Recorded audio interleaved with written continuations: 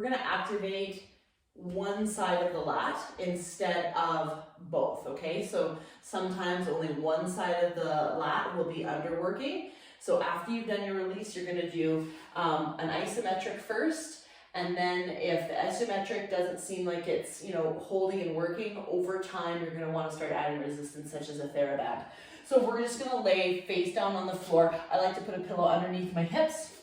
My hands are gonna be here, kind of at that W, and you can place a folded up towel for your forehead if you choose, just depending on our stature, our chest size. We don't want to have our head hanging. We want a feeling of very neutrality in through our neck. So what we're going to do is we're going to activate isometrically. So that hand is going to come up. This is the side that I'm demonstrating on, but you're going to do it on whatever side your practitioner told you to. You're going to squeeze down so that my thumb is up. Notice that my hand is not down here. Okay, my elbow is here. You're squeezing back as if you're squeezing the elbow towards the back of the hip, the PSI. And you're going to breathe out, contract the abdomen, pull the shoulder blades back and down. The other side is relaxed as much as possible. And you're squeezing for 4, 3, 2, and relax. And again, make that motion as if you're doing a pull-up or a lat pull-down. Squeeze, 1, 2, 3, 4, 5, and relax.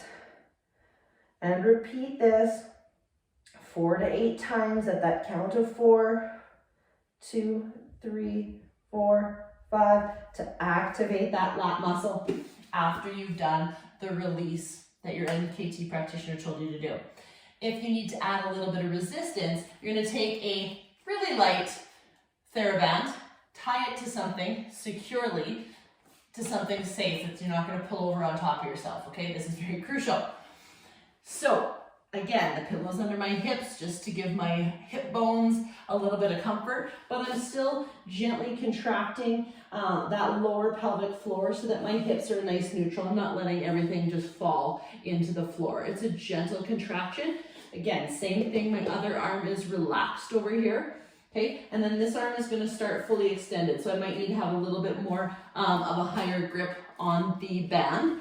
And when your hand is above your head, and you have the hand on the resistance, your neck is neutral, your tailbone is neutral, you're going to inhale to prepare for the contraction, and then you're starting at about a 5 to 10% resistance, nothing crazy here. Then you're going to pull down, breathing out, pulling the abdominals gently in as you pull that elbow, pull the shoulder blade down, so you're contracting this lat muscle. You can kind of see that lat muscle contract. You don't want to be feeling it between the shoulder blades.